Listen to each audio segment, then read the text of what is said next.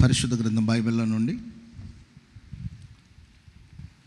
పేతురు రాసిన మొదటి పత్రిక 4వ అధ్యాయము మొదటి వాక్యాన్ని మనం చదువుకుందాం. పేతురు రాసిన మొదటి పత్రిక 4వ అధ్యాయం మొదటి వచనం. క్రీస్తు శరీరమందు శ్రమపడెను కనుక, క్రీస్తు శరీరమందు శ్రమపడెను కనుక మీరును అట్టి మనస్సును ఆయుధముగా ధరించుకొనుడి. మీరును అట్టి మనస్సును ఆయుధముగా ధరించుకొనుడి. స్తోత్రం చెప్పండి అందరూ గట్టిగా. హల్లెలూయా. క్రీస్తు శరీరమందు శ్రమపడెను కనుక మీరును అట్టి మనస్సును ఆయుధముగా ధరించుకొని. యేసుక్రీస్తు ప్రభుల వారు భూమి మీద సంచరించుచున్న దినములో వారి యొక్క శరీరమందు పలు విధమైన శ్రమలను ప్రభు అనుభవించారు. అట్టి మనస్సును మనం ఆయుధముగా ధరించుకోవాలని వాక్యం సెలవిస్తుంది. క్రైస్తవ్యానికి, క్రైస్తవ సమాజానికి, సంఘానికి వెన్నెముక ఏంటంటే యేసు ప్రభు పొందిన శ్రమలు, ఆయన మరణము, ఆయన పునరుద్ధానం. యేసుక్రీస్తు వారు శ్రమ పడకుండా ఉండుంటే, యేసుక్రీస్తు వారు మరణించి పునరుద్ధానుడై తిరిగి లేవకుండా ఉండుంటే ఈరోజు ఈ క్రైస్తవ మార్గమే ఉండేది కాదు. ఈరోజు మనం ఈ మార్గంలో ఉండేవాళ్ళమే కాదు. కనుక ఈరోజు సంఘం నిలబడి ఉందంటే ఆయన పొందిన శ్రమలు, ఆయన పొందిన మరణము, ఆయన పొందిన పునరుద్ధానం.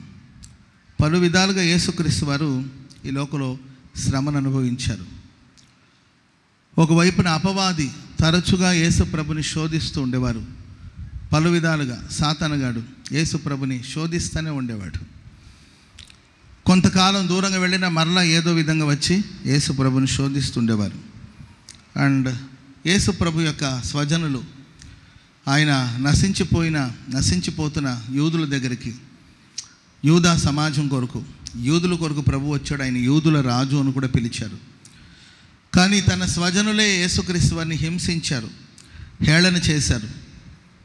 ప్రియమైన వారు, పెద్దలు, ప్రధాన యాజకులు, శాస్త్రులు ఆయన హింసించారు, ఆయన చంపాలని కోరుకున్నారు, ఆయన వేధించారు, ఆయన బాధ పెట్టారు. తన స్వజనుల దగ్గర, యూదుల దగ్గర నుండి ఆయన పలు విధమైన సమస్యలు ఎదుర్కొన్నారు. ఒకానొక సందర్భంలో ఒక ఎత్తైన స్థలానికి తీసుకెళ్ళి అక్కడ నుండి ఆయన క్రిందకు త్రోసివేయాలని వాళ్ళు ప్రయత్నించారు. ఆయన అక్కడ నుండి తప్పించుకొని వెళ్ళిపోయినట్లు లేఖనాలు చూస్తున్నాం. ప్రతి పట్టణంలో, ప్రతి స్థలంలో యూదులు ఆయన హింసిస్తూ వచ్చారు, ఆయన బాధ పెడుతూ వచ్చారు. యేసు ప్రభు శిలువ మీద వ్రేలాడుతున్నప్పుడు ప్రధాన యాజకుడు, శాస్త్రులు, పెద్దలు, ప్రధాన యాజకుడు వచ్చి, నువ్వు దేవుని కుమారుడు అయితే కిందకు దిగు,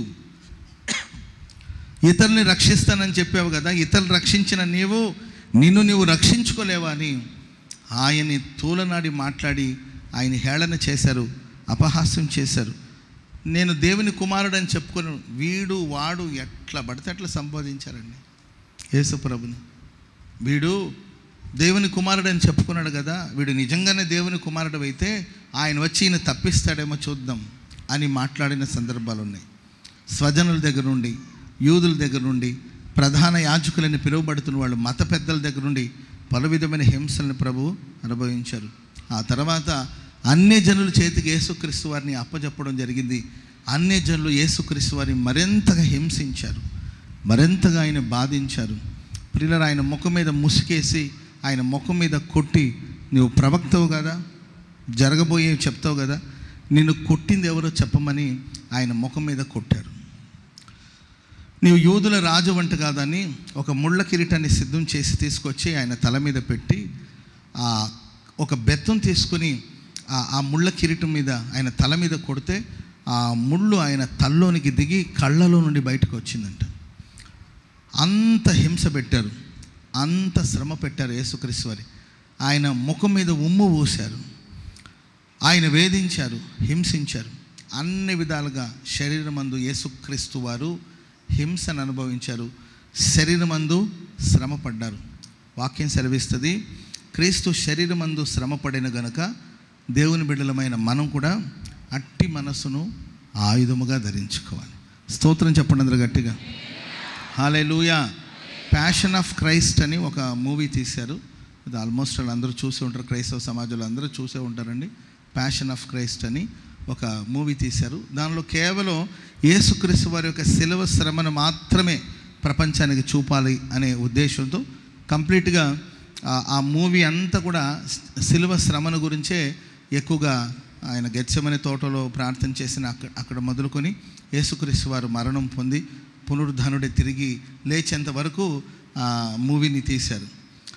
ఆ మూవీ తీస్తూ ఉన్నప్పుడు ఒక సీన్లో యేసు ప్రభు పాత్ర వేసిన ఆయనకి కొరడాలతో కొట్టే ఒక సీన్ జరుగుతూ ఉందండి. షూట్ చేస్తూ ఉన్నారంట, నేను విన్నాను. కొరడాలతో కొడుతున్నారంటండి. అప్పుడు ఆయన ఆయన ఆయన ఆయన చర్మం మీద ఏంటండి ఎక్స్ట్రా వేరే స్కిన్ లాంటిది ఏదో అంటించి దాని మీద కొరడాలతో కొడతా ఉన్నారు, ఆయనకి దెబ్బ తగలకుండా. కొరడాలతో కొడతా ఉన్నప్పుడు ఎక్కడో కొంచెం ఆ స్కిన్ కొంచెం చిరిగిపోయి ఒక దెబ్బ నిజంగా ఆయన దేహానికి తగిలింది. ఆ పాత్రను ఎవరైతే చేస్తున్నారో, ఆ సినిమాలో యేసు ప్రభు పాత్రను ఎవరైతే చేస్తున్నారో ఆయన బాడీకి తగిలి మాంసం అలా పీక్కొని బయటకు వచ్చేసిందంటండి. ఒకే దెబ్బ భయంకరమైన హింసను అనుభవించి అల్లాడిపోయాడంటండి. వెంటనే ఆయన హాస్పిటల్కి తీసుకెళ్లారంట. తీసుకెళ్తే ఇంచుమించు 16 కుట్లు పడిందంట. అక్కడ 16 కుట్లు పడితే అసలు అల్లాడిపోయాడంట. అప్పుడు ఆ సినిమాలో యేసు ప్రభు పాత్ర చేస్తున్న ఆయన డైరెక్టర్ గారిని అడిగారంట, ఏమండి యేసు ప్రభు నిజంగా ఇంత బాధను అనుభవించారా? నాకు కొంచెం పైన కప్పిన చర్మం తొలగిపోయి నా స్కిన్కి తగిలేసరికి ఇంత పెద్ద గాయమయ్యి మరి 16 కుట్లు పడింది కదా, మరి ఒకటి తక్కువ 40 దెబ్బలు, మరి ఇన్ని దెబ్బలు పొందాడు కదా యేసు ప్రభు, ఏంటండి అని అడిగితే అప్పుడు ఆ డైరెక్టర్ అన్నారంట, మనం ఇప్పుడు మూవీలో చూపిస్తుండేది కేవలం 40% మాత్రమే. యేసు ప్రభు పొందిన శ్రమలో 40% మాత్రమే మనం చూపించగలుగుతున్నాము, 100% చూపించట్లేదు. అంత శ్రమను యేసు ప్రభు పొందాడంటే ఆ యేసు ప్రభు పాత్రలో ఎవరైతే ఏంటంటే యాక్ట్ చేస్తున్నాడో ఆయన మంచం మీద నుండి దిగి బోరని ఏడ్చి యేసుక్రీస్తుని సొంత రక్షకునిగా అంగీకరించాడు. హల్లెలూయా, హల్లెలూయా. యేసుక్రీస్తు వారు శరీరమందు శ్రమపడాను. క్రైస్తవ సమాజమా, మరి దేవుడు మనకు తెలియచేస్తున్న సంగతి ఏంటంటే క్రీస్తు శరీరమందు శ్రమపడాను గనుక అట్టి మనస్సును మీరు కూడా ఆయుధముగా ధరించుకోవాలి. లోకమందు మీకు శ్రమ కలుగును, ధైర్యం తెచ్చుకొనుడి, నేను లోకాన్ని జయించానని ప్రభు చెప్పాడు. యేసు ప్రభుని హింసించిన ఈ లోకం మనల్ని హింసిస్తుంది. యేసుక్రీస్తుని బాధించిన ఈ లోకం మనల్ని కూడా బాధ పెడుతుంది. కనుక ఈ లోకంలో వచ్చే ప్రతి శ్రమలు, పోరాటాలు, వీటన్నిటిలో కూడా మరి ఆయన మనస్సును మనం ధరించుకోవాలి. ఆ మధ్య క్రైస్తవ్యానికి వ్యతిరేకమైన దేశాలు క్రైస్తవ్యాన్ని బ్యాన్ చేసి క్రైస్తవ్యానికి వ్యతిరేకంగా పోరాడిన కొన్ని దేశాలు ఉన్నాయి. అలాంటి ఒక దేశంలో ప్రభుత్వమే క్రైస్తవ్యానికి వ్యతిరేకంగా ఉన్న రోజులు అవి. ఆ దేశంలో ఒక అమ్మాయి ప్రభు నమ్ముకునింది, ప్రభులో జీవిస్తూ ఉంది. ఎలాగైనా అమ్మాయిని ఇబ్బంది పెట్టాలి అని కోరుకున్న వాళ్ళు ఒకరోజు అమ్మాయికి వివాహం జరుగుతుందండి, పెళ్లి జరుగుతుంది. పెళ్లి పీట మీద అమ్మాయి ఉంది, ప్రమాణాలు చేయిస్తూ ఉన్నారండి. ఆ అబ్బాయి చేతులు అమ్మాయి చేతులు ఇద్దరిని కలిపే ఒక సందర్భం. పనిగట్టుకొని ఎలాగైనా అవమానపరచాలి, ఈ అమ్మాయిని ఎలాగైనా అవమానపరచాలని వాళ్ళు ఏం చేస్తారు, చేతులు కలుపుతున్న సమయంలో ఆ ప్రభుత్వం లేకపోతే పోలీసు వాళ్ళు వచ్చి ఆ అమ్మాయి చేతులకి సంకెళ్ళు బిగించారంట. చెరసాలకు తీసుకెళ్ళి నువ్వు క్రైస్తవురాలు, నేను అరెస్ట్ చేస్తున్నామని తీరా ఆ అబ్బాయి చేతులు కలుపుతున్న సమయంలో వచ్చి అమ్మాయి చేతులకి సంకెళ్ళు బిగించారంట. అప్పుడు ఆ అమ్మాయి చిరునవ్వుతో వాళ్ళని చూసి, నా దేవుడు నా పెళ్ళికి అనుగ్రహించిన ప్రేమ కానుక ఇది, ప్రేమ కానుక. హల్లెలూయా. చాలామంది నాకు ఎన్నో బహుమతులు ఇచ్చారు ఈ వివాహానికి, కానీ నా దేవుడు నాకు ఇచ్చిన ప్రేమ కానుక ఇది అని నడవండి వస్తానని చెరసాలకు వెళ్ళింది. స్తోత్రం చెప్పండి అందరు గట్టిగా. హల్లెలూయా. అదండి క్రైస్తవ్యం, అది విశ్వాస జీవితం. క్రీస్తు శరీరమందు శ్రమపడెను, అట్టి మనసును మనం కూడా ఆయుధముగా ధరించుకోవాలి. యేసు నిమిత్తం, క్రీస్తు నిమిత్తం ఎన్ని నిందలు వచ్చినా, ఎన్ని పోరాటాలు వచ్చినా వాటన్నిటిని కూడా సహిస్తూ భరిస్తూ ప్రేమైన క్రీస్తుకు మనం సాక్షిగా బ్రతకాలనేదే దేవుని యొక్క పరిపూర్ణమైన ప్రణాళిక. Praise the lord. మంచిది. నేను ఒక రెండు మూడు మాటలు కదిలే ఈసారి కొన్ని ఎక్కువ మాటలు చెప్పాలనుకుంటున్నాను. Praise the lord. అలవాటు మీద అంటున్నాను కానండి 2-3 మాటలని. Praise the lord. నేను మామూలుగా ఆల్మోస్ట్ 2 లేకపోతే 3 మాటలు ఎక్కువ చెప్తాను. కానీ నాకు రాత్రి ఎందుకో ప్రార్థన చేస్తుంటే నేను వేరే వర్తమానాన్ని సిద్ధం చేసుకున్నాను. సడన్గా నాకు మేబీ టైం 2 o'clock ఆ టైంలో నాకు ఎందుకో చెప్పాలనిపించింది. ప్రభు ప్రేరేపించాడు. వెంటనే నేను అర్ధరాత్రి ఏంటంటే రాత్రి కూడా గడిచిపోయింది. 2:30 ఆ టైంలో కూర్చొని దేవుడు నాకు గుర్తు చేసిన కొన్ని మాటల్ని రాశాను. అవి మీతో పంచుకోవాలని ఆశిస్తున్నాను. సిలువలో పలికిన 7 మాటలు. స్తోత్రం చెప్పండి అందరు గట్టిగా. హల్లెలూయా.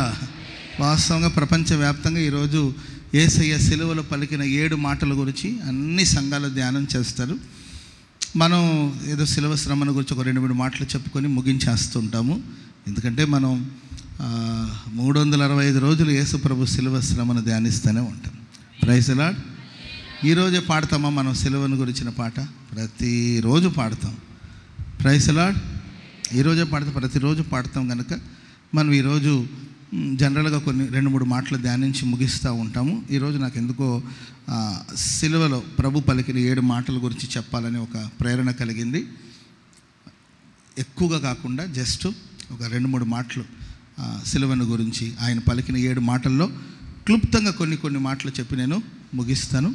శ్రద్ధగా మనం ధ్యానం చేద్దాం. మొదటి మాట, సిలువలో పలికిన 7 మాటలో మొదటి మాట లూకా సువార్త 23వ అధ్యాయము 34వ వచనం. లూకా సువార్త 23వ అధ్యాయము 34వ వచనం. యేసు తండ్రి వీరేమి చేయుచున్నారో వీరు ఎరుగరు గనుక వీరిని క్షమించమని చెప్పెను. వారు ఆయన వస్త్రములను పంచుకొనుటకై చీట్లు వేశారు. యేసు తండ్రి వీరేమి చేయుచున్నారో వీరు ఎరుగరు గనుక వీరిని క్షమించమని చెప్పెను. వారు ఆయన వస్త్రమును పంచుకొనుటకై చీట్లు వేశారు. చూడండి, ఆ 2 వాక్యానికి ఆ 2 మాటల కనెక్షన్ ఉంది. తండ్రి వీళ్ళేమి చేయుచున్నారో వీళ్ళు ఎరుగరు, వీరిని క్షమించమన్నాడు. ఆయన క్షమించాడు అనేదానికి సూచన ఏంటంటే తన వస్త్రమును వాళ్ళు చీట్లు వేశారు. ప్రియులారా, మనం ఆరాధిస్తున్న యేసుక్రీస్తు వారు మన పాపములను క్షమించడానికి కోసం వచ్చిన గొప్ప దేవుడు. స్తోత్రం చెప్పండి అందరూ గట్టిగా. ఆయన నిందించి, ఆయన హింసించి, ఆయన గాయపరిచి, ఆయన బాధ పెట్టి ఇన్ని కష్టాలు కలిగించిన కూడా సిలువ మీద తండ్రి వీళ్ళేమి చేయుచున్నారో వీళ్ళు ఎరుగరు గనుక వీరిని క్షమించమని.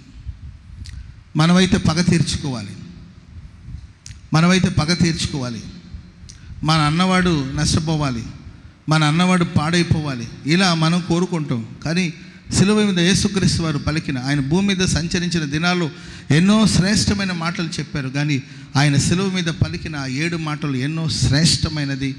మానవ మనుగడకు శ్రేష్టమైన మాటలు. ఆయన చేసిన ప్రార్థన, తండ్రి వీళ్ళేమి చేయుచున్నారో వీళ్ళు ఎరుగరు గనుక వీరిని ఆ క్షమించే మనస్సు మనం కూడా ఆయుధముగా ధరించుకోవాలి. Praise the lord. చెప్పండి గట్టిగా హల్లెలూయా. ప్రసంగి గ్రంథంలో ఒక మాట ఉంటుంది, 3వ అధ్యాయం 8వ వచనం. ప్రసంగి గ్రంథం 3వ అధ్యాయం 8వ వచనం.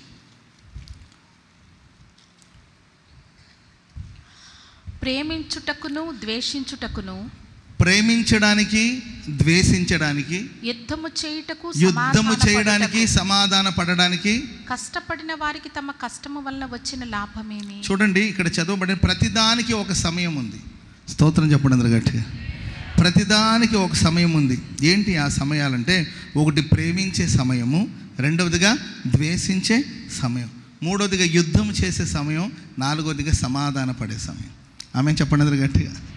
ఏ సమయాలు చెప్పండి? ఒకటి ప్రేమించడానికి ఒక సమయం, ఆ తర్వాత ద్వేషించడానికి ఒక సమయం, అండ్ యుద్ధం చేయడానికి ఒక సమయం, అండ్ సమాధాన పడడానికి ఒక సమయం. ప్రతిదానికి ఒక సమయం ఉంది. తలలు పైకెత్తి వినండి.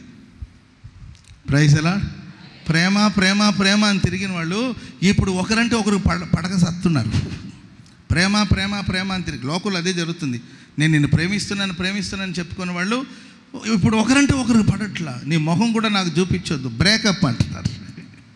అర్థమైందండి? నీ అసలు జీవితంలో నీ మొహం నాకు చూపించొద్దు అంటున్నారు. కొందరైతే బజారుకి ఈడ్చి వాళ్ళని అల్లరి చేస్తున్నారు. అరే మీరే కదా ప్రేమగా ఉన్నారు, మరలా ఎందుకు ద్వేషం ఏర్పడింది అంటే, ప్రియులరా, పరిశుద్ధ గ్రంథంలో మనం ఒక సందర్భాన్ని చూస్తాం. దేవుడు లోకముని ఎంతో ప్రేమించాడు. ఆమేన్ చెప్పండి అందరు గట్టిగా. హల్లెలూయా. ప్రతి చల్లపూట దేవుడు ఏదైనా తోటకు వచ్చేవాడు. ఎక్కడికి వచ్చేవాడండి?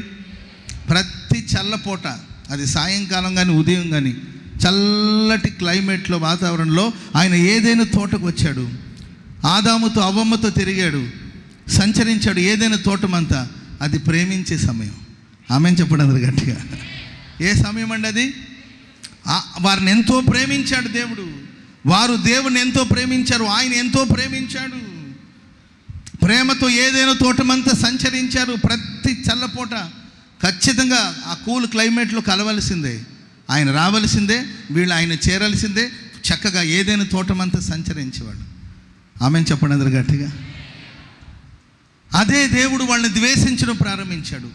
ఎందుకంటే ప్రియులరా, దేవునికి మనుషులకు మధ్యలో సర్పం ప్రవేశించి, దేవునికి మనిషికి మధ్యలో సాతానుడు ప్రవేశించి, ఇది నిజమా, ఈ తోట ఫలములో దేని మీరు భుజించకూడదా అని మనసును చెరిపి, ఆలోచనలు చెరిపి, పాపం ఎప్పుడైతే ప్రవేశించిందో ప్రేమగా ఉన్న దేవుడు వాళ్ళని ద్వేషించడం ప్రారంభించాడు. ప్రేమించే సమయం ద్వేషించే, అందుకొరకే దేవుడు ఏం చేశాడంటే ఏదైనా తోట నుండి వాళ్ళని బయటికి నెట్టివేశాడు. ఏదైనా తోట నుండి వాళ్ళు దూరంగా తొలగిపోయారు, ఆయన కృపకు దూరంగా తొలగిపోయారు, ఆయన మహిమను కోల్పోయారు, ఆయన సన్నిధిని కోల్పోయారు. ద్వేషించబడుతున్నారు కనుకనే చెమట ఓర్చి బ్రతకవలసిన పరిస్థితి వచ్చింది. స్త్రీకి గర్భవేదన కలిగింది, నేల శపించబడింది, జీవితం ప్రయాసంతో నిండిపోయింది. ఇవన్నీ కారణం ఏంటంటే, ఒకప్పుడు దేవుడు వాళ్ళని ప్రేమించాడు, వీళ్ళు ఆయన ప్రేమకు దూరం అయిపోయి ద్వేషించే సమయం వచ్చింది, ద్వేషించబడుతున్నారు. ఈ ద్వేషించబడుతున్న ప్రజల్ని మరలా దేవుని దగ్గర సమాధాన పడ్డానికి కొరకు యేసుక్రీస్తు వారు సెలవు మీదకి వచ్చి యుద్ధం చేశాడు. చప్పట్లు కొడదాం అందరూ గట్టి గట్టి గట్టి గట్టి గట్టి గట్టి గట్టిగా. హల్లెలూయా. సెలవు మీద ఒక యుద్ధం, అపవాది మీద యుద్ధం, పాపం మీద యుద్ధం, చీకటి మీద యుద్ధం. యుద్ధం చేసే సమయము అండ్ సమాధానపరిచే సమయం. స్తోత్రం చెప్పండి అందరూ గట్టిగా. సాతానుతో యుద్ధం చేసి యేసుక్రీస్తు వారు తన ప్రాణాన్ని త్యాగం చేసి మనలందరినీ ప్రభు దగ్గర సమాధానపరిచారు. చెప్పండి కూడా దేవునికి స్తోత్రం చెప్పండి అందరూ గట్టి గట్టి గట్టి గట్టి గట్టి గట్టి గట్టి గట్టి గట్టి గట్టిగా. హల్లెలూయా, హల్లెలూయా. తన రక్తం ద్వారా మనల్ని ఎరడి తండ్రి దగ్గరికి ఆయన సంధి చేశారు, మనల్ని సమాధానపరిచారు. మన ఘోర పాపాలన్నిటిని కూడా యేసుక్రీస్తు వారు సెలవులో, తండ్రి వీళ్ళు ఏమి చేయించున్నారు, వీళ్ళు ఎరుగరు కనుక వీరిని క్షమించమని ప్రార్థన చేస్తారు. వెంటనే ఆయన వస్త్రాన్ని వాళ్ళు ఏంటండి పంచుకున్నారంట, చీట్లు వేసి పంచుకున్నారంట. దేవుడు ఒక మనిషిని అంగీకరించాడు అనే దానికి సూచన ఏంటంటే, తన వస్త్రమును దేవుడు మనకిస్తాడు. ఆమేన్ చెప్పండి గట్టిగా. తప్పిపోయిన కుమారుడు తిరిగి వచ్చిన తర్వాత వాళ్ళ నాన్న ఏమి ఇచ్చాడంటే ఆయనకి ప్రశస్తమైన వస్త్రం. ఓ ప్రశస్తమైన వస్త్రాన్ని అతనికి తొడిగించారు. అంటే అంగీకారం. తండ్రి వీళ్ళని క్షమించు అని ప్రార్థన చేస్తున్నాడంటే దాని యొక్క అర్థం ఏంటంటే, పరలోకం మనల్ని అంగీకరించాలి, పరలోకమందున తండ్రి మనల్ని అంగీకరించాలి. యేసుక్రీస్తు వారు తన అంగీకారానికి గుర్తుగా తన అంగీని వాళ్ళకి ఇచ్చాడండి. అది చీట్లు వేసి వాళ్ళు పంచుకున్నారు. తప్పిపోయిన కుమారుడు తండ్రి ఇంటికి వచ్చినప్పుడు ప్రశస్తమైన వస్త్రం ఇచ్చారు. యెహోషువ, యాజకుడైన యెహోషువ గురించి బైబిల్లో మనం చూస్తే మలినమైన వస్త్రమును ధరించుకొని నిలబడి ఉన్నాడండి. అపవాది పక్కన ఉండి ఫిర్యాదు చేస్తున్నాడు. యాజకుని వస్త్రం మలినమైపోయింది, మురికిగా ఉంది. ఒక సేవకుని వస్త్రం ఎందుకు మురికి అయింది? అతని వస్త్రం మలినం అవడానికి కారణాలు ఏంటి? ఆయన వస్త్రం మలినం, ఆయన వస్త్రం మురికిగా ఉందండి. సాతాను గడు వచ్చేసి ఫిర్యాదు. సాతాను ఒకడి మీద నిందిస్తున్నాడంటే సో అతనికి సంబంధించిన సరుకులు మన దగ్గర ఏదో ఉన్నట్టే. వెంటనే ప్రియుల దూత వచ్చి, సాతానా, యెహోవా నిన్ను గద్దించును గాక. అతడు ఎవరు తెలుసా? అగ్నిలో నుండి తీయబడిన కొరివి. స్తోత్రం చెప్పడం గట్టి. కొరివే, కానీ ఎందుకు మురికి వస్త్రం వేశాడు? కొన్నిసార్లు మన అజ్ఞానం వల్ల మన మన మన ఆత్మ మురికి అవుతుంది. కొన్నిసార్లు వీళ్ళు చెల్లిన బురద. అర్థమైందండి? తెల్ల బట్టలు వేసుకోవడం గొప్ప కాదు, ఆ తెల్ల బట్టలను కాపాడుకోవడం కూడా చాలా జాగ్రత్తగా ఉంటారు. మీరు మిగతా కలర్ డ్రెస్లో వచ్చినప్పుడు మీరు చూడండి, ఎక్కడ పడితే అక్కడ కూర్చుంటారు. తెల్ల బట్టలు వేసుకున్నప్పుడు ఊడిసారా, తుడిసారా, సాపలు వేసారా, కార్పెట్ వేసారని చూసి కూర్చోండి. ఎందుకంటే తెల్లటి వస్త్రం, ఒక ప్రశస్తమైన వస్త్రం, తెల్లటి వస్త్రం ధరించుకున్నప్పుడు అది ధరించడం గొప్ప కాదండి, దాన్ని పవిత్రంగా కాపాడుకోవడం గొప్ప. ఈ యాజకుని వస్త్రం మురికి అయిపోయింది, మలినమైపోయింది. ఆ సమయంలో ప్రియులారా వాక్యం సెలవిస్తుంది, దేవుడు అంటాడు, అతని మలిన వస్త్రాన్ని తొలగించి అతనికి ప్రశస్తమైన వస్త్రాన్ని తొడిగించి అతని తలకు పాగ చుట్టండి. స్తోత్రం చెప్పండి అందరు గట్టిగా. హల్లెలూయా. తలకు పాగ చుట్టడం అనేది దేనికంటే మన తల కవర్ అవ్వాలన్నమాట. మన తల కప్పబడాలి, లేకపోతే వస్త్రంతో కవర్ చేయాలంటే తల అంటే ఆలోచన యొక్క స్థలం. నేను ఎప్పుడు చెప్తూ ఉంటాను, రోజుకి మనిషికి 60,000 ఆలోచనలు వస్తాయంట. ఎన్ని ఆలోచనలు అండి? మీరు ఇక్కడ ఉన్నారే కానీ కొందరు ఆలోచన ఎక్కడెక్కడో తిరుగుతుంది, అస్సలు కంట్రోల్ చేయలేము. ఎప్పుడు మనం దేవుని స్థలంలో నిలబడతాం, దేవుని స్థలంలో నిలబడే భాగ్యం ఎప్పుడైతే మనకు అనుగ్రహించబడుతుందంటే తల పాగతో చుట్టాలి, మలిన వస్త్రాన్ని తీసివేయాలి, ప్రశస్తమైన వస్త్రం తొడగాలి. అప్పుడు దేవుడు అంటాడు, నా సన్నిధి నిలబడే భాగ్యాన్ని నీకు ఇస్తున్నాను. చెప్పట్లు కూడా అందరూ గట్టిగా గట్టి గట్టి గట్టి గట్టిగా చెప్పాలి, గట్టిగా హల్లెలూయా. ప్రియులారా, ఈ ప్రార్థన దేనికి సూచన అంటే ఆయన మనల్ని అంగీకరిస్తున్నాడని. తండ్రి, వీళ్ళు ఏమి చేయించున్నారో వీళ్ళు ఎరుగరు కనుక వీళ్ళని క్షమించమంటే క్షమించబడిన వాడు, దేవుని ద్వారా క్షమించబడిన వాడు అంగీకరించబడతాడు. ఆ అంగీకారానికి సాదృశ్యంగానే దేవుడు తన అంగీని వాళ్ళకి ఇచ్చాడు, అది వాళ్ళు పంచుకున్నారు. ఇది మొదటి మాట. రెండో మాట లూకాసు వార్త 23వ అధ్యాయము 43వ వచనం చదవండి. లూకాసు వార్త 23వ అధ్యాయం 43వ వచనం. అందుకు ఆయన వానితో, నేడు నీవు నాతో కూడా పరదైసులో ఉందువని, నేడు నీవు నాతో కూడా పరదైసులో ఉంటావని నిశ్చయముగా నీతో చెప్పుచూ ఉన్నాను అనేను. Praise the lord. శిలువ మీద ఇరువైపున 2 దొంగలు ఉన్నారు. తలల పైకి ఎత్తి చక్కగా వినండి. Praise the lord. శిలువ మీద ఇరువైపున 2 దొంగలు ఉన్నారు. ఒకడేమో, యేసు ప్రభు, నీవు దేవుని కుమారుడు అయితే నిన్ను నీవు రక్షించుకో, మమ్మల్ని కూడా రక్షించు, నిన్ను నువ్వు కాపాడుకో. ఎంతసేపటికి పాపాన్ని గురించిన పశ్చాత్తాపం లేదు. వాళ్ళు ఆ రోజు ఆ శిక్షను అనుభవిస్తున్నారంటే శిక్షకు పాత్రులు. వాళ్ళు చేసిన పాపం, వాళ్ళు చేసిన అక్రమం, దాన్ని బట్టి వాళ్ళు శిక్షా విధిలో ఉన్నారు. అది న్యాయమే. కానీ కొంతమంది చూడండి, తమ తప్పును ఒప్పుకునే అనుభవం ఉండదు. నేను చేసిన పాపానికే ఈ ఫలం వచ్చింది, నేను చేసిన తప్పుకే ఈ శాపం నాకు వచ్చింది, నేను చేసిన తప్పును బట్టే ఈ శిక్షను అనుభవిస్తున్నాను అనే స్పృహలో ఉండరు. పైపిచ్చి నీవు దేవుని కుమారుడు అయితే నిన్ను నీవు రక్షించుకో, మమ్మను కూడా రక్షించమని ఒక దొంగ మాట్లాడుతున్నాడు. మరోవైపున శిలువ మీద ఉన్న దొంగ, ఒరే బాబు, ఈ స్థితిలో ఉండి కూడా నీవు బుద్ధి తెచ్చుకోవా? నేను ఈరోజు ఈ స్థితిలో ఉన్నామంటే మనం చేసిన పాపాన్ని బట్టి ఈ శిక్షకు మనం పాత్రలం. కానీ యేసు ప్రభు ఏ తప్పితాలు చేయలేదు అని ఆయన్ని మందలిస్తూ గద్దిస్తూ యేసు వైపు చూసి ఒక ప్రార్థన చేశారండి. తండ్రి, నీ రాజ్యములో నన్ను జ్ఞాపకం చేసుకో. స్తోత్రం చెప్పండి అందరు గట్టిగా. హల్లెలూయా. నీ రాజ్యములో నన్ను జ్ఞాపకం చేసుకోమంటే యేసు ప్రభు వెంటనే అన్నాడు, నేడే నీవు నాతో పాటు పరదైసులో ఉంటావు. Praise the lord. నేడే నీవు నాతో పాటు పరదైసులో ఉంటావు. పరదైసు అంటే ఒక విశ్రాంతి గల చోటు. పరదైసు అంటే విశ్రమం, విశ్రాంతి. హల్లెలూయా, హల్లెలూయా. నువ్వు నాతో పాటు నేడే విశ్రాంతిలో ఉంటావు. యేసు ప్రభు రెండవ ఆశీర్వాదం, లేకపోతే రెండవ మాట, రెండవ దీవెన ఏంటి మనకి ఇచ్చిందంటే, ఆయనతో పాటు మనకు విశ్రాంతిని దయచేస్తాడు. ఆమేన్ చెప్పండి గట్టిగా, చెప్పండి గట్టిగా హల్లెలూయా. విశ్రాంతిని. క్రైస్తవ జీవితం అంటే ప్రభుతో పాటు ప్రయాసపడి భారాన్ని మోయిచున్న సమస్త జనులారా నా దగ్గరికి రండి, నేను మీకు విశ్రాంతిని ఇస్తాను. నిజంగా నువ్వు ఈరోజు విశ్రమంలో ఉన్నావా? విశ్రాంతిలో ఉన్నావా? విశ్రాంతి అంటే దుప్పట్లు కమ్ముకొని ఎండైనా ఒక్క పోతలో కూడా దుప్పట్లు కప్పుకొని నిద్రపోతుంటారు కొంతమంది. ఇదా విశ్రాంతి. ఇంకా కొంతమంది నిద్రపోతున్నా కూడా వాళ్ళ మైండ్ ఏదో పని చేస్తూనే ఉంటుంది. పేరుకి వాళ్ళు నిద్రపోతుంటారు కానండి, అదిగో అదిగో అదిగో అదిగో అదిగో ఎవరో వచ్చారు చూడు అంటూ ఉంటాడు. Praise lord. అంటే వాళ్ళ నిద్రలో కూడా మాట్లాడుతుంటారు, కొంతమంది నిద్రలో లేచి నడుస్తూ ఉంటారు. వాళ్ళ మైండ్ ఏదో పని చేస్తూనే ఉంటుంది. ఒక నిజమైన విశ్రాంతి. మీరు చూడండి, యేసుక్రీస్తు ప్రభుల వారు ఒక పడవలో ప్రయాణం చేస్తూ ఉన్నారు. పడవలో ప్రయాణం చేస్తూ ఉంటే ఆ పడవలో యేసు ప్రభు అమరభాగలో ఏం చేస్తున్నాడండి? తలవాల్చి ఆయన నిద్రిస్తూ ఉన్నాడు. ఆమెను చెప్పండి అందరు గట్టిగా. హల్లెలూయా. ఆయన తలవాల్చి నిద్రపోయినప్పుడు వీళ్ళేమో పడవని వీళ్ళు హ్యాండిల్ చేస్తున్నారు అనమాట. వీళ్ళు డ్రైవ్ చేయాలని చూస్తున్నారు, వీళ్ళు పడవ నడపాలనుకుంటున్నారు. ఆయన విశ్రాంతి పొందుతున్నప్పుడు నువ్వు కూడా విశ్రాంతి పొందు. ఆమెను చెప్పండి అందరు గట్టిగా. అర్థమైందండి?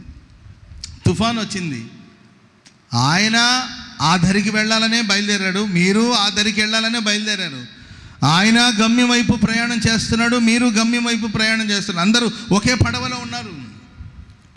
యేసు ప్రభు విశ్రాంతి పొందుతున్నప్పుడు మనం కూడా విశ్రాంతి పొందాలి. వీళ్ళేదో పడవను నడిపించాలని, వీళ్ళకున్న అనుభవాలన్నిటి కూడా మూట కట్టుకొని పడవను నడిపించాలని సడన్గా తుఫాను వచ్చింది. వాళ్ళు ఏమైనా చేయగలిగారంటే ఏమీ చేయలేకపోయారు. అప్పుడు యేసు ప్రభువా మేము నశించిపోతున్నాం, మమ్మల్ని రక్షించమంటే ఆయన లేచి గాలిని గద్దించాడు. గాలి అణిగిపోయింది, సముద్రం నిమ్మళం అయిపోయింది. ఆ తర్వాత పడవను ఎవరు నడిపించారంటే ఎవరు నడిపించలేదు, అదే వెళ్ళి దరికి చేరింది. చప్పట్లు కూడా తొందరగా గట్టిగా. హల్లెలూయా. ప్రభులో విశ్రాంతిగా ఉండండి. ఆమెను చెప్పండి అందరు గట్టిగా. నేనేం చేయగలుగుతాను చెప్పండి? పక్కన వాళ్ళని చూసి చెప్పండి, మనం ఏమి చేయలేమని చెప్పండి. ఏం చేయలేం, మన చేతిలో ఏమి లేవు. ఎందుకు లేదయ్యా, బైబిల్ ఉందట. ఎందుకు లేదయ్యా, మా దగ్గర డబ్బులు నేను అనుకుంటారేమో. మన చేతిలో ఏమీ లేవండి. మనం ప్రభులో ప్రశాంతంగా ఉండడం నేర్చుకోవాలి. ఆయన పాదపీఠం దగ్గర మనం కూర్చోవడం మనం నేర్చుకోవాలి. మార్తా ఎందుకు నీ విస్తారమైన పని పెట్టుకుని కంగారు పడతావు? నీకు ప్రశాంతత లేదు. అండ్ అందరి మీద చూడండి, ప్రశాంతత లేని మనుషులు అందరినీ దూషిస్తూ ఉంటారు. అయ్యా నీకు చింత లేదా అంటుంది ప్రభుని. ఆ తర్వాత ఈమె నాకు సహాయం చేయట్లేదు అని ఆమెను నిందిస్తుంది.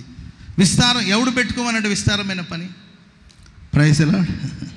విస్తారమైన పనులు ఎవరు పెట్టుకోమన్నారు? విపరీతమైన పనులు, విస్తారమైన పనులు. ఈరోజు విస్తారమైన 4 జాబులు 3 జాబులు ఎందుకు? ఒక జాబ్ చేసుకొని ప్రశాంతంగా ఉండొచ్చుగా. పగలు ఒక చోట అంటే, సాయంత్రం ఒక చోట అంటే, సరే దేని కొరకు? సంపాదన అయితే వచ్చింది, ప్రశాంతంగా ఉంటున్నావా? 8 అవర్స్ చేయవలసిన చోట 12 అవర్స్ పని చేస్తున్నావు. ఓకే, మంచిదే, కష్టపడితే తప్పనంట్లా. దానివల్ల నువ్వేమైనా ప్రశాంతంగా ఉన్నావా? దానివల్ల ఏమైనా సుఖంగా ఉన్నావా?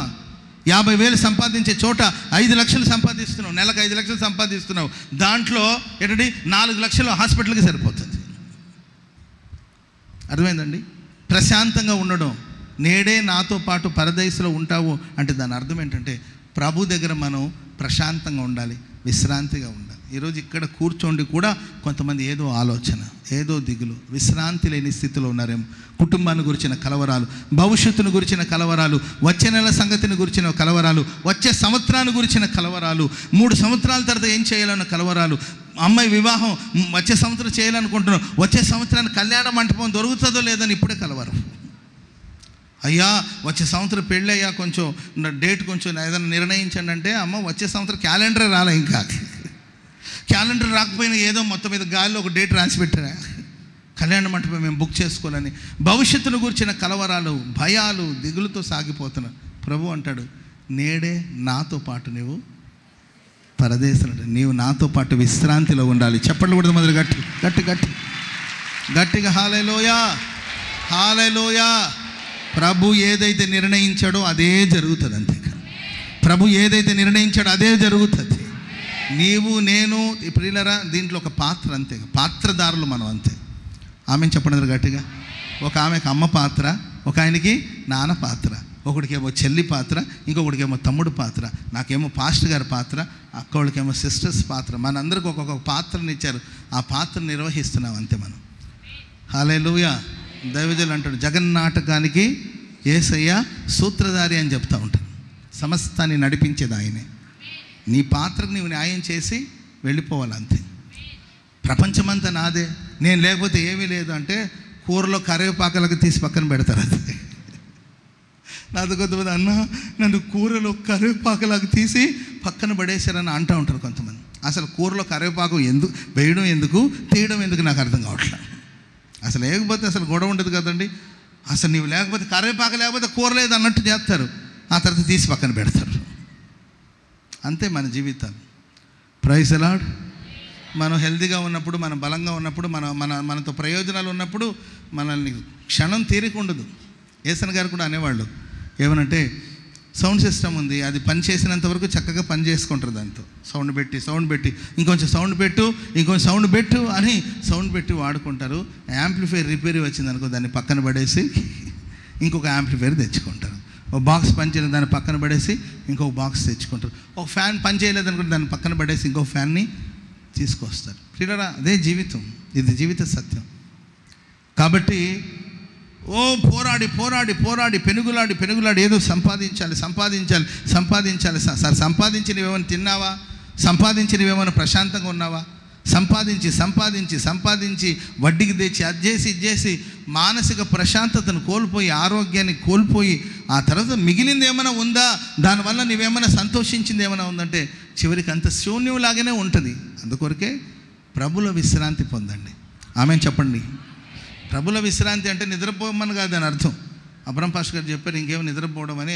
ఒక దిండు దుప్పటి ఉంటే ఇక్కడ ఇవ్వండి అయ్యా, చర్చిలో ఒక నిద్రేస్తాను అంటారు కొంతమంది. అలా కాదు.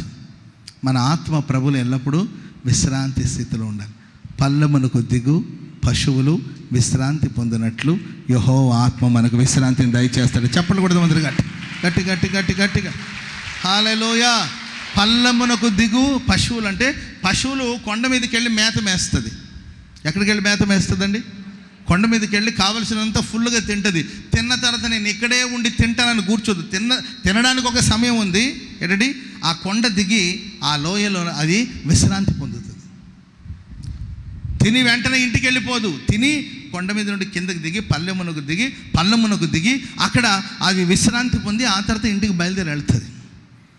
ప్రియులరా, మనం లోకంలో సంపాదన ఈ కార్యక్రమాలు కొండపు అనుభవంలో మనం వెళుతున్నాం. మరలా పల్లెమునకు దిగి మన ప్రాణం సేద తీరాలి, మన ప్రాణం విశ్రాంతి పొందాలి.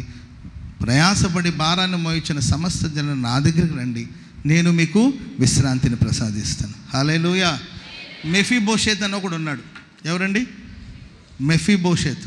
చాలాసార్లు చెప్పాను, ఇప్పుడు కూడా చెప్తాను. మెఫీబోషెత్ ఎవరి అబ్బాయి చెప్పాలి? ఎవరండి అబ్బాయి? యోనాతాను. దావీదు ప్రాణ స్నేహితుడైన యోనాతాను యొక్క కుమారుడు మెఫీబోషెత్. ఒక బ్యాడ్ న్యూస్, ఏదో ఒక ప్రమాదపు వార్త విన్నప్పుడు ఒక దాది ఈ చంటి పిల్లడు మెఫీబోషెత్ తీసుకెళ్తా ఉన్నప్పుడు స్లిప్ అయిపోయి వాడు కింద పడి కాళ్ళు విరగొట్టుకుంటాడు. ఎవడో అవివేకం వల్ల, ఎవరో అజ్ఞానం వల్ల, లేకపోతే వచ్చే బ్యాడ్ న్యూస్ వల్ల కాళ్ళు విరగొట్టుకొని కూర్చున్నాడు. తర్వాత ఆ తదుపరి కాలంలో అన్నీ కోల్పోయాడు. లైఫ్లో అన్నీ కోల్పోయాడండి. అన్నీ కోల్పోయిన పరిస్థితిలో ఉన్నప్పుడు దావీదు సౌలు కుటుంబానికి, జోనతానికి ఏదైనా మేలు చేయాలని ఎదురు చూస్తున్నప్పుడు ఈ మెఫీబోషెత్ యొక్క ఆ విషయం తెలిసిందండి. తెలిస్తే అప్పుడు మెఫీబోషెత్ని రమ్మని పిలవడం జరుగుతుంది. ఆయన వచ్చాడు. వచ్చిన తర్వాత దావీదు అంటాడు, నువ్వెక్కడికి వెళ్ళొద్దు, ప్రతిరోజు నువ్వు నా బల్ల దగ్గర కూర్చొని అన్నపానాలు పుచ్చుకోవాలి. స్తోత్రం చెప్పండి అందరు గట్టిగా హల్లెలూయా. నువ్వు నా బల్ల దగ్గర కూర్చోవాలంతే, అక్కడే నీకు విశ్రాంతి. ప్రయాసపడ్డాడు, పోగొట్టుకుని దాన్ని సంపాదించుకోవడానికి ప్రయాసపడ్డాడు. రాజ కుటుంబీకుడు కాదండి, రాజవంశస్థుడు కాదండి. వాళ్ళ నాన్న రాకుమారుడు, వాళ్ళ తాత ఇశ్రాయేలు మొట్టమొదటి రాజు, ఇశ్రాయేలు ప్రజలు మొట్టమొదటి రాజు. రాజ్యం కోల్పోయారు, రాజ్యాన్ని కోల్పోయారు, పరిపాలన కోల్పోయారు, అన్ని కోల్పోయి ఎలాగైనా మరలా సంపాదించాలని ట్రై చేస్తుంటారు. కానీ తనకున్న బలహీనతను బట్టి, తన వీక్నెస్ని బట్టి ఏం సంపాదించలేకపోయాడు. ఆస్తినంతా పోగొట్టుకున్నాడు, అన్యాక్రాంతం అయిపోయింది ఆస్తి అంతా. అలాంటి పరిస్థితుల్లో ఉన్న అతనికి ఒకటే మార్గం, దావీదు దగ్గరికి రావాలి. ఆమేన్ చెప్పండి గట్టిగా. నీకైనా నాకైనా ఒకటే మార్గం అండి, మన యేసు ప్రభు దగ్గర రావాలంతే. యేసు చెంతకు రావాలి, ఆయన బల్ల దగ్గర మనం కూర్చోవాలండి. నువ్వు దూరంగా ఉంటే నీ బలహీనత ఫోకస్ అవుతుంది. బల్ల దగ్గరకు వచ్చి, ఇప్పుడు ఈ టేబుల్ దగ్గర నేను వచ్చి నిలబడ్డాను అనుకోండి, ఒకవేళ మేబీ నా కాళ్ళు బాగలేదు అనుకోండి, నా కాళ్ళు కనబడుతుందా? ఏం మరి ఇది అద్దంలో కనబడుతుంది నాకు తెలియదు. Praise the lord. నా కాళ్ళు కనబడుతుందా? నా కాళ్ళకి ఏదైనా గాయమైంది అనుకో, నేను కుంటుతూ నడుస్తున్నాను అనుకోండి, అక్కడ నుండి వచ్చేటప్పుడు దూరంగా ఉన్నప్పుడు ఒకవేళ కుంటితనం కనబడుతుందేమో, కానీ బల్ల దగ్గరికి వచ్చేస్తే ఇక్కడ ఏ బలహీనత కనబడుతుంది. అందరిలాగానే మెఫీబోషెత్ కనబడుతున్నాడు. బల్ల దగ్గరికి వస్తే ఏ బలహీనత ఉండదు, ఏ బలహీనత ఉండదు, ఏ బలహీనత ఉండనే ఉండదు. Praise the lord. బల్ల దగ్గర కూర్చొని అన్నపానాలు పుచ్చుకునే శ్రేష్టమైన భాగ్యం మెఫీబోషెత్కి దొరికినట్లు ప్రభులో మనకు ఒక విశ్రాంతి ఉంది. ఊరికి ఎందుకండి పడవ నడపాలి? ఎడండి, నా విశ్వాసవోడయాత్ర కొనసాగుచున్నది, కొనసాగించే యేసు నాకు తోడుండగా, కొనసాగించే యేసు నాకు తోడుండగా, తుఫానులైన పెనుగాలులైన తుఫానులైన ఆపలేవు నా యాత్రను, ఆపలేవు నా హల్లెలూయా. చెప్పండి గట్టిగా హల్లెలూయా. మొట్టమొదటిగా తండ్రి వీళ్ళు ఏమి చేయించున్నారు ఎరుగురు, క్షమించు అని ప్రార్థన చేశారంటే పరలోకం మనల్ని అంగీకరించింది అనే దానికి అర్థం ఆయన వస్త్రాన్ని ఇచ్చాడు. రెండవదిగా ప్రియమైన వారు, నేడే నాతో పాటు పరదేశంలో ఉంటావు అంటే దాని అర్థం యేసులో ఉన్న విశ్రాంతిని మనకి ఇస్తాడని.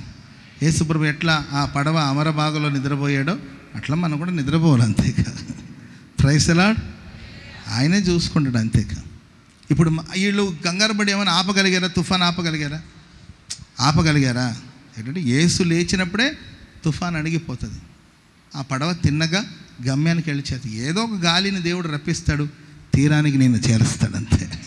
ఆమె ప్రభులో విశ్రాంతిగా ఉండాలనేదాన్ని తెలియచేస్తుంది. మూడో మాట యోహాను సువార్త 19వ అధ్యాయము 26-27 వచనాలు త్వరగా. యేసు తన తల్లియు తాను ప్రేమించిన శిష్యుడు దగ్గర నిలబడి ఉండుట చూచి, అమ్మా ఇదిగో నీ కుమారుడని తన తల్లితో చెప్పెను. తర్వాత శిష్యుని చూసి ఇదిగో నీ తల్లి అని చెప్పాను. సిలువ దగ్గర ప్రియులారా అందరూ పారిపోయారు కానండి, యోహాను అనే శిష్యుడు మాత్రం ఉన్నాడు. ఆమెను చెప్పండి అందరు గట్టిగా. అందరూ పారిపోయారు. అండ్ పేతురు ఆయన ఎవరో నాకు తెలియదని అబద్ధం చెప్పారు, అందరూ పారిపోయారు. శిష్యుడైన యేసు ప్రభుని ఎంతో మిక్కిలిగా ప్రేమించిన శిష్యుడైన యోహాను మాత్రం సిలువ దగ్గర ఉన్నాడు. అండ్ మరియమ్మ కూడా అక్కడ ఉన్నారండి. యేసు ప్రభు పలికిన మూడో మాట ఏంటంటే, ఇదిగో చెప్పాలి, అమ్మా ఇదిగో నీ కుమారుడు, ఇదిగో నీ తల్లి అని చెప్పాను. స్తోత్రం చెప్పండి గట్టిగా. అమ్మ ఇదిగో నీ కుమారుడు. అమ్మ తల్లి అంటే కొంచెం స్పిరిచువల్గా దీన్ని మనం ధ్యానం చేస్తే పైనున్న యెరూషలేమే మనకు తల్లి. ఆమె చెప్పండి అందరు గట్టిగా. తల్లి అంటే ఎవరండి చెప్పాలి? తల్లి అంటే ఎవరు ఇక్కడ స్పిరిచువల్గా? ఎవరండి తల్లి అంటే? పైనున్న యెరూషలేం. యేసు ప్రభు అంటాడు, అమ్మ ఇదిగో నీ కుమారుడు. కుమారుని చూసి అంటాడు, ఇదిగో నీ తల్లి. అంటే దాని అర్థం ఏంటంటే పరలోకాన్ని భూలోకాన్ని దేవుడు ఏకం చేశాడు. స్తోత్రం చెప్పండి అందరూ గట్టిగా హల్లెలూయా. పైనున్న తల్లి యెరూషలేముని, భూలోకంలో ఉన్న కుమారుడు. ఆ కుమారునికి ఇదిగో నీ కుమారుడు అని ప్రభు చెప్పాడంటే దాని అర్థం ఏంటంటే యేసుక్రీస్తు వారు కదండి కుమారుడు. ఆ కుమారుని యొక్క స్థానాన్ని యోహానుకు దేవుడు ప్రసాదించాడు. అది దేవుని స్థానం. యేసుక్రీస్తు వారే కుమారుడు. ఆ కుమారుని స్థానాన్ని దేవుడు మనకిచ్చాడు. ఆ కుమారుని స్వరమును దేవుడు మనకిచ్చాడు.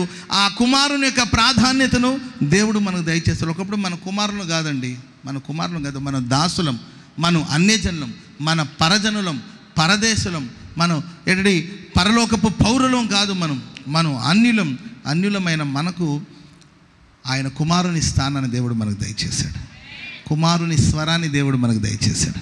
అందుకొరకు యేసు ప్రభు ప్రార్థన చేస్తే ఎలా పని జరుగుతుందో మనం ప్రార్థన చేసినా కూడా అలాగే పని జరుగుతుంది. చెప్పండి కూడా అందరూ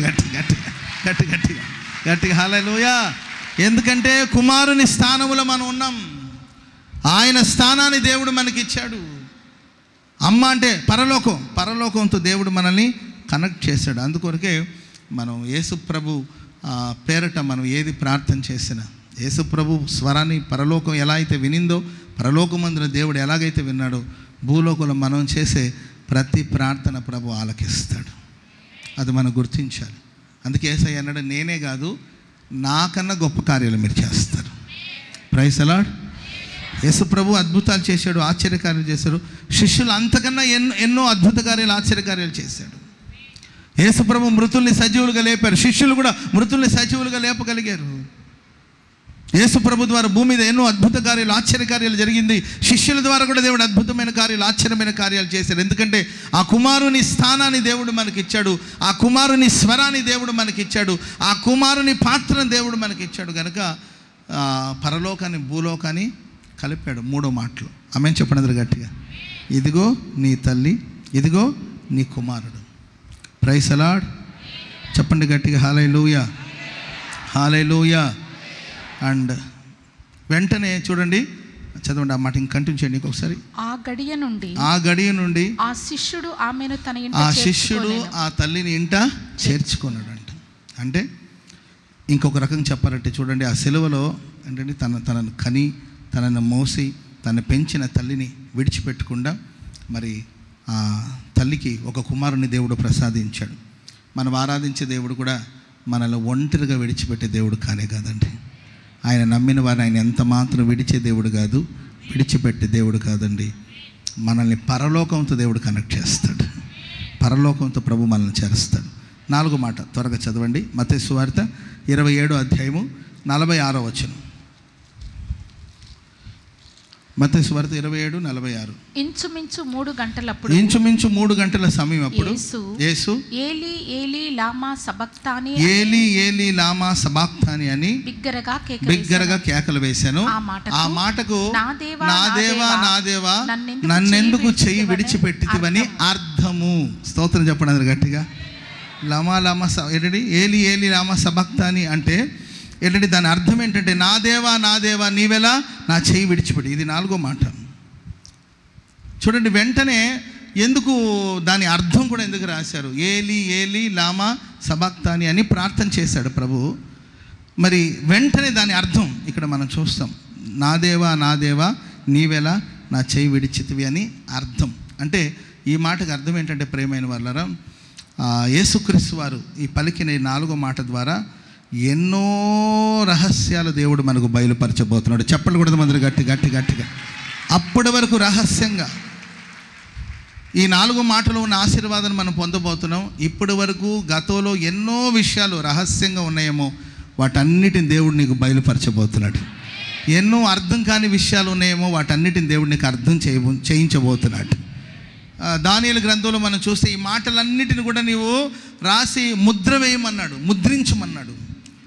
ఇది రాబోయే కాలంలో ప్రకటించబడుతుంది. అప్పటి వరకు ఇది ఒక ముద్ర వేసి దీన్ని ముద్రించి ఉంచు.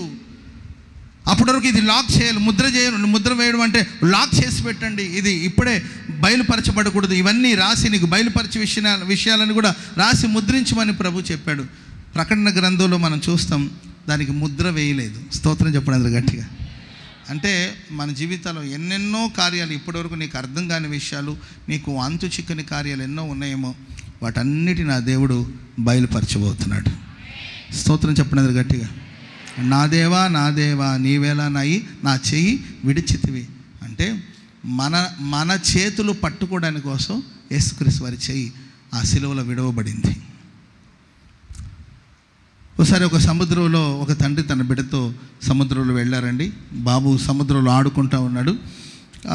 చాలామంది పిల్లలు అక్కడ సముద్రం దగ్గర ఆడుకుంటున్నారు. వాళ్ళ నాన్న ఒడ్డు మీద నిలబడి చూస్తూ ఉన్నాడు.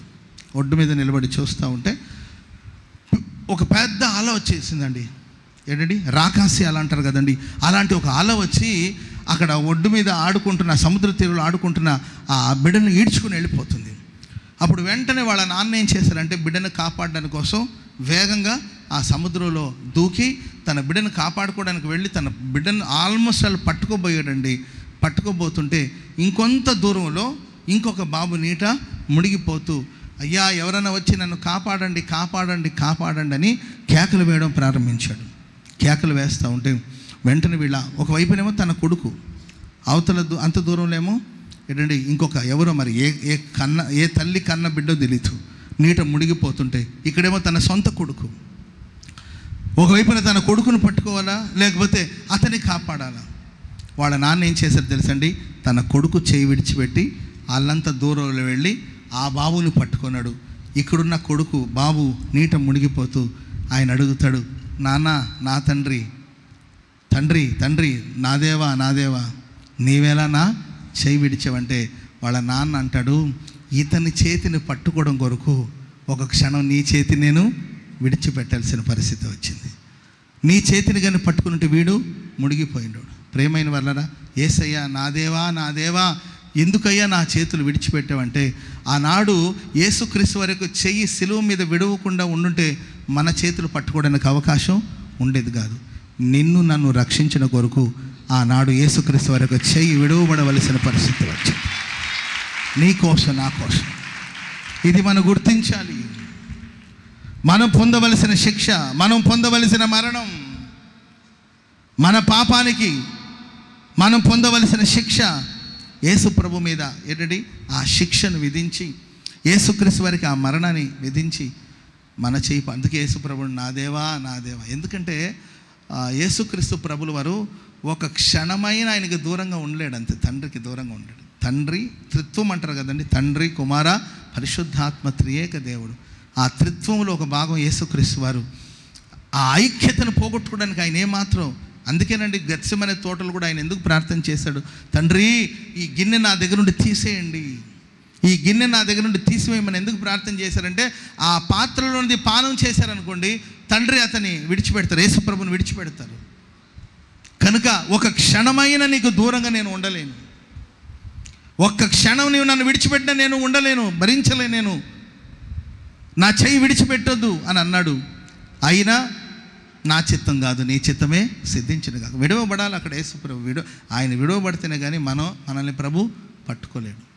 కాబట్టి ప్రేమైన వాళ్ళారా, మరి వెంటనే దాని అర్థం కూడా రాయబడిందంటే, దాని అర్థం ఏంటంటే, మన జీవితంలో మనకి ఎన్నో రహస్యాలు ఇది మొదలుకొని దేవుడు బయలుపరచబోతున్నాడు.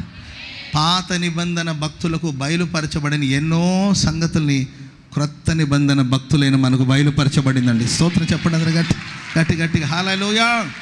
ఎన్నో శ్రేష్టమైన సంగతులు ప్రేమైన వాళ్ళరా, ఇది మొదలుకొని పరలోకపు ఎన్నో సంగతులు, శ్రేష్టమైన సంగతులు మీకు బయలుపరచునుగాక, బయలుపరచబడునుగాక, బయలుపరచబడునుగాక. ప్రతిదానికి అర్థం దేవుడు బయలుపరచునుగాక. మనకు అర్థం తెలియనప్పుడు తర్జన భర్జన పడుతుంటుంది. దీని అర్థం ఏంటో దీని లాక్ నెంబర్ ఏంటో తెలియదు. ఫోన్ లాక్ నెంబర్ మనకు తెలియదు అనుకోండి, ప్రైజ్ ది లార్డ్. భర్త ఫోన్ లాక్ నెంబర్ నీకు తెలియలేదనుకో, నీ బాధలు అంతింత కాదు. ఆయన నిద్రపోయిన తర్వాత ఏంటంటే బొట్టన వేళ్ళతో ముద్ర తీయాలని, ఏంటంటే లాక్ తీయాలని చూస్తుంది. ఆ తర్వాత ఏమంటే ఫేస్ లాక్ అనమాట. ఫేస్ లాక్ ఉంటుందంట. ఒక ఆమె ఉదయాన్నే లేచి ముఖానికి మేకప్ వేసుకుంటుందంట, మంచం మీద కూర్చొని. ఏం పోయే కాలం వచ్చిందమ్మాయి నీకంటే, ఫోన్ ఓపెన్ అవ్వట్లేదండి అంటే మేకప్ వేసినప్పుడు లాక్ చేసినట్టుందండి ఫేస్ లాకు. మేకప్ లేకపోతే ఓపెన్ అవ్వట్లేదంట అది. Praise the lord. భర్త నిద్రపోతున్నప్పుడు అర్థమైంది, ఆయన వేళ్ళతో ఏంటంటే లాక్ తీయాలని రకరకాలమైన ఏంటంటే పిచ్చి పిచ్చి లాక్ నెంబర్ అంతా పెట్టుంటారు కొంతమంది. Praise the lord. హల్లెలూయా. ఏమండి, లో బ్యాటరీ అని వస్తుంది చూడండి అని అంటే, ఎవరికో లో బ్యాటరీ అని పెట్టాడు ఆయన పేరు. ఫోన్ మోగుతుండే, ఏమండి లో బ్యాటరీ అని వచ్చింది చూడండి అని తీసుకొస్తే, ఎవరిదో సీక్రెట్ నెంబర్లు అవన్నీ రకరకాలమైన. Praise the lord, praise the lord. కొంతమంది ఏంటంటే ఏం లాక్ పెట్టారు, వైరస్ అంట. ఇక చాలా ఉన్నాయండి.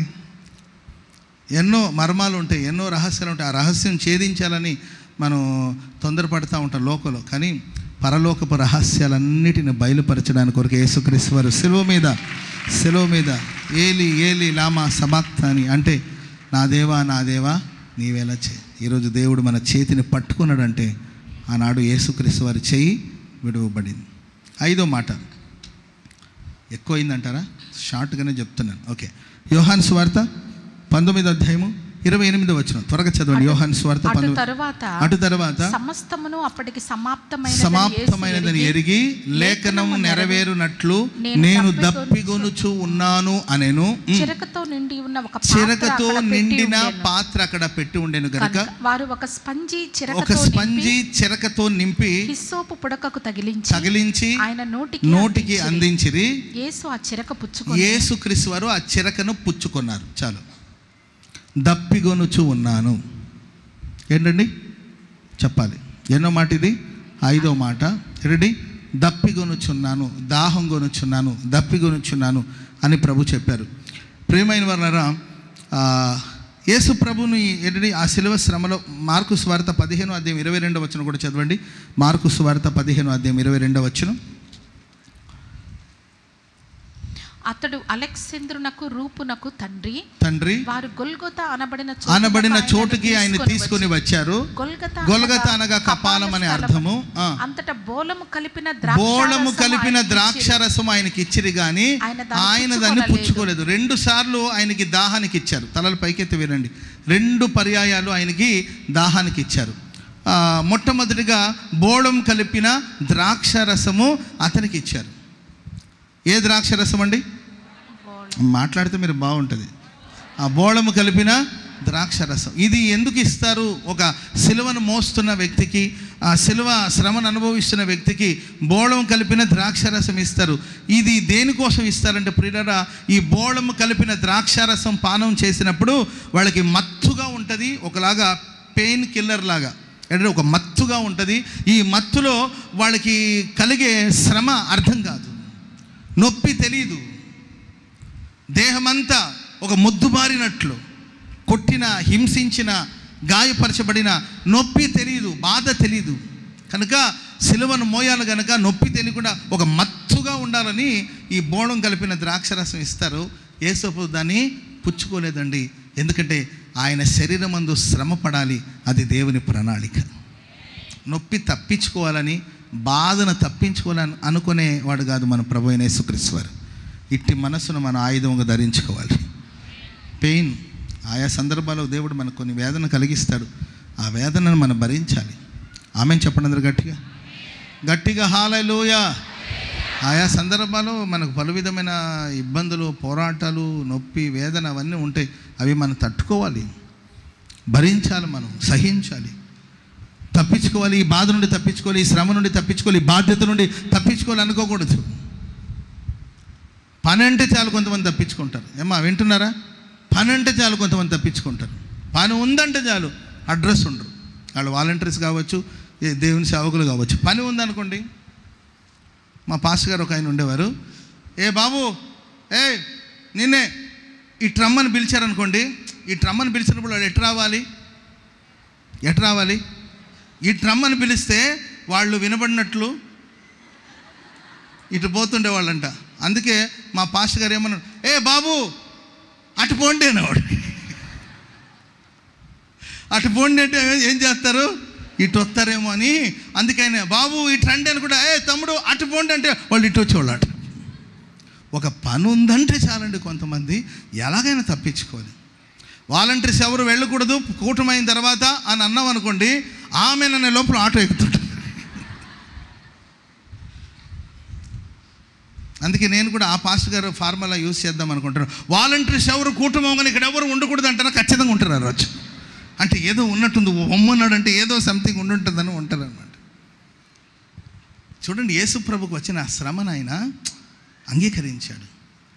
తప్పించుకునే మార్గం ఉంది. ఇప్పుడు కొన్నిసార్లు తప్పించుకునే మార్గాలు ఉంటాయి. తప్పించుకునే మార్గాలు నేను తప్పించుకోను. ఇది నా బాధ్యత. నా శరీరం అందు నేను శ్రమ పడాలి. ఆమెన్ చెప్పండి అందరూ గట్టిగా హల్లెలూయా. ఈ పెయిన్ నాకు వద్దు, ఈ బాధ నాకు వద్దు, ఈ కష్టం నాకు వద్దని నీ బాధ్యత నుండి తప్పుకోకూడదండి. సిలువ శ్రమను యేసుక్రీస్తు వారు ఎలాగైతే భరించాడో మనం కూడా భరించి సహించాలి. ఆ తర్వాత ఇప్పుడు మనం చదివిన మాట 19:29 చదవండి. యోహాను 19:29 త్వరగా. చిరకతో నిండి ఉన్న ఒక పాత్ర అక్కడ పెట్టి ఉండే. చిరకతో నిండి ఉన్న ఒక పాత్ర అక్కడ ఉంది కనుక వారు ఒక స్పంజిని తీసుకొని చిరకతో నింపి ఈ సోపు పొడకకు తగిలించి ఆయన నోటికి అందించారు. యేసు ఆ చిరకను పుచ్చుకొని సమాప్తమైంది. అంటే ప్రియులారా, ఏంటంటే ఆ చిరకను ఆయన పానం చేశారు. ఇది ఒక చేదైన పదార్థం. ఇంతకుముందు ఇచ్చింది ఏంటంటే బోళం కలిపిన ద్రాక్ష రసం.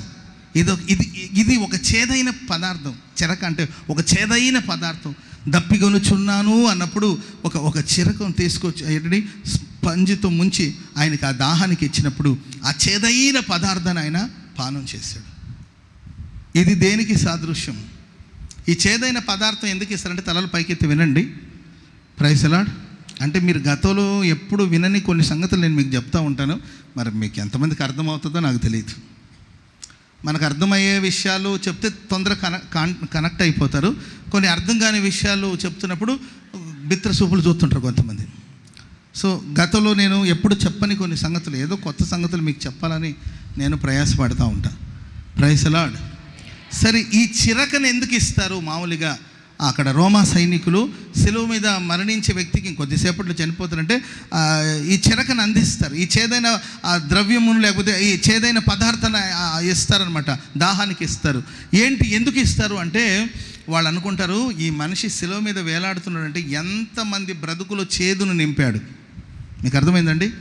ఎంతమంది కుటుంబాన్ని నాశనం చేసేవరా నీవు అనే ఉద్దేశంతో చేదైన ఈ ఏంటంటే ద్రవమును అందిస్తారు, చిరకమును అందిస్తారు. చేదైన దాహాన్ని వాళ్ళకి ఇస్తారు అన్నమాట. దాహం తీర్చడానికి ఇస్తారు.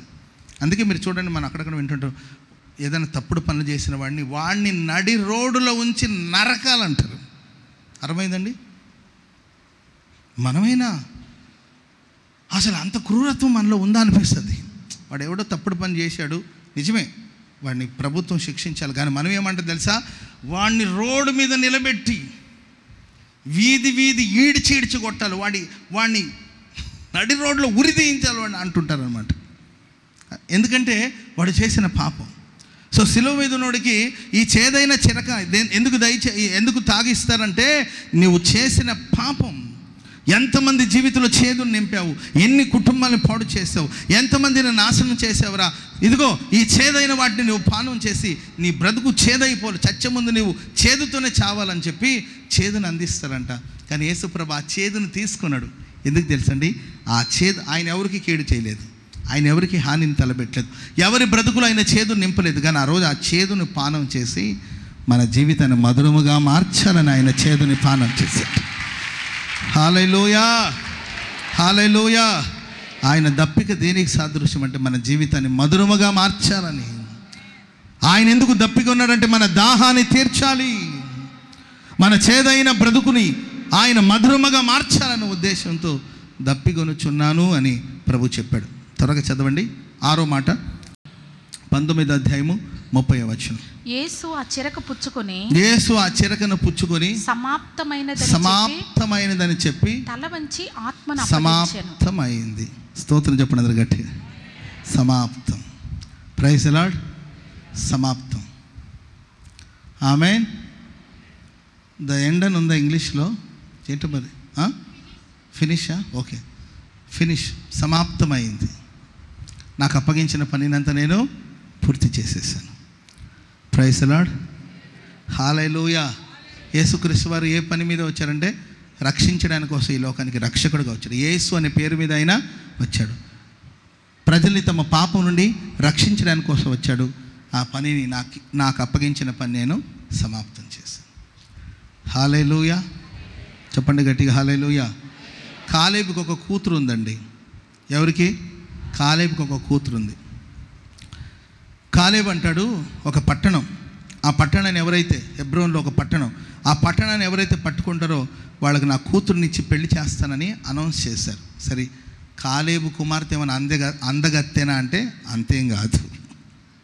ఒక అందమైన అమ్మాయిని పెళ్లి చేసుకోవడానికి ఒక పోటీ పెడితే అందరూ పోటీ పడ్డారంటే దానికి అర్థం ఉంటుంది. కాలేబు కుమార్తె పెద్ద అందగత్తెనేం రాయబడలే అక్కడ.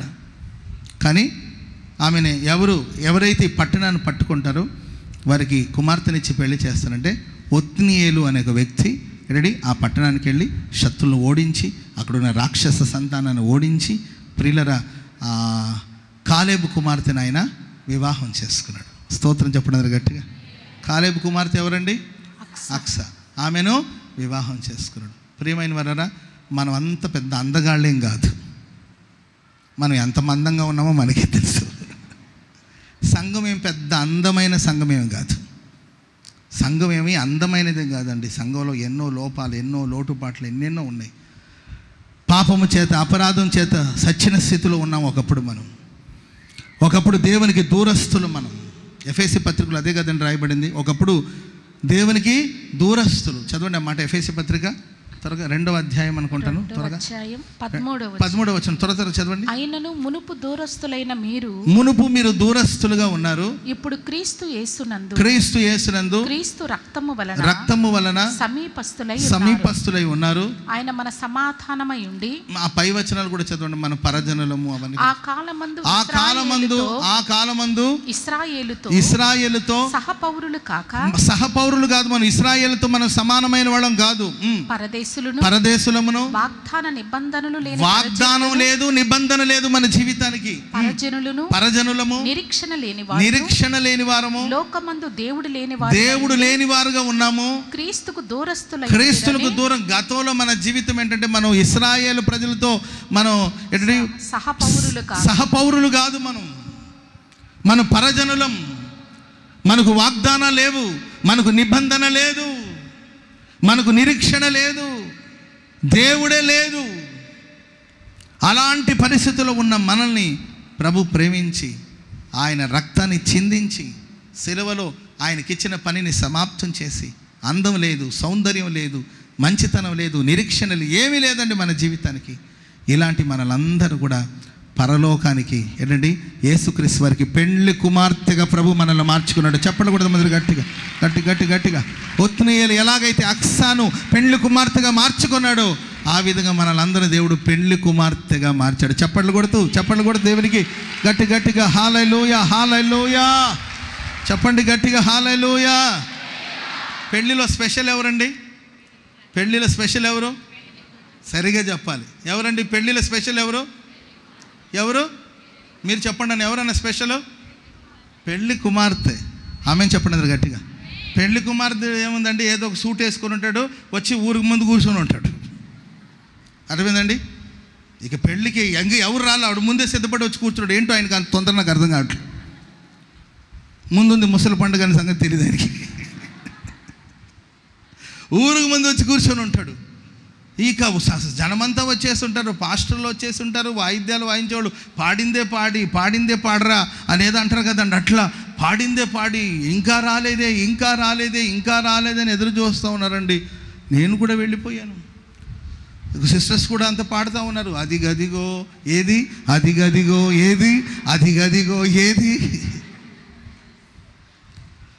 నేను అప్పుడు ఫోన్ చేసి, ఏమయ్యా టైం అయింది ఇంకా రాలేదు ఏంటంటే, అన్న ఒక్క 5 నిమిషాలు అన్న, బ్యూటీ పార్లర్లో ఉందంట. ఇంకా ఎక్కడుందంటండి? ఎప్పుడు బ్యూటీ పార్లర్ పని ఎప్పుడు అవ్వాలి, ఎప్పుడు మళ్ళీ సిద్ధపడాలన్నా? ఇంకేం లేదండి, డైరెక్ట్ మేకప్ వేసుకుని డైరెక్ట్గా వేదిక మీదకి రావాల్సిందే అని అంటారు. ఇంక వీళ్ళేమో అదిగదిగో ప్రైజ్లా వేయించుగా చంటేనా, అదిగదిగో పరలోకము నుండి దిగి వచ్చే వధువు సంగము, పరునివలే పరిపూర్ణ సౌందర్యమును హరించుకున్నది. అదిగదిగో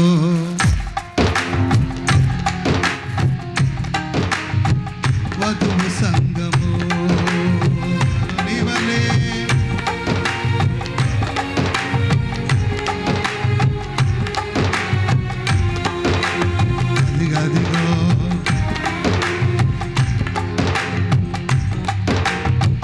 వధువు సంగము, కళ్యాణ రాగాలు, ఆత్మీయ క్షేమాలు అలపోయుతూనే పరవశింతునే. కళ్యాణ రాగాలు, ఆత్మీయ క్షేమాలు అలపోయుతూనే పరవశింతునే. రాజాదిరాజుతో స్వప్నాల సౌధములో విహరింతునే. నిర్మలమైన వస్త్రధారిణై రాజాదిరాజుతో స్వప్న